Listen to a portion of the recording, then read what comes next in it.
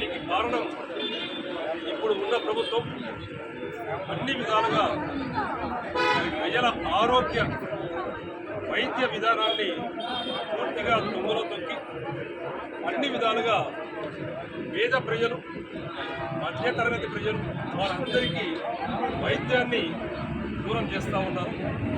దాదాపు 17 medical college తోటి ఒక్కొక్క మెడికల్ కాలేజ్ హాస్పిటల్లో 1700 పడకలు ఉండే హాస్పిటల్ ఏదైతే ఉందో అది ఉచితంగా ప్రతి ఒక్కరికి అందుబాటులో ఉండవలసింది. కానీ దాన్ని ప్రైవేట్ పరం చేసి వేల కోట్లు ప్రైవేటు వాళ్లకు దోచిపెట్టడం, దానితో పాటు అట్టడుగు వర్గాలు, పేద వర్గాలు మరియు మధ్యతరగతి ఎవరైతే ఉచితంగా వైద్యం చేయించుకోవాలో ఆ హాస్పిటల్లో మనం రూపాయి చెల్లించి వైద్యం చేయించుకోవాల్సిన పరిస్థితి. దయచేసి ప్రతి ఒక్కరూ ఈరోజు వేసవారిపేట మండల కన్వీనర్, ఎంపీపీ గారు, ముఖ్య నాయకులు, జెడ్పీటీసీ గారు మరియు మన రాష్ట్ర సెక్రటరీ ఏవి రమణారెడ్డి గారు, వేసవారిపేట ముఖ్య నాయకులు, దానితో పాటు ఉద్యమానికి బయలుదేరి వచ్చిన ఖమ్మం కొరటవేడు ముఖ్య నాయకులు ప్రతి ఒక్కరికి చేరుకున్నారు.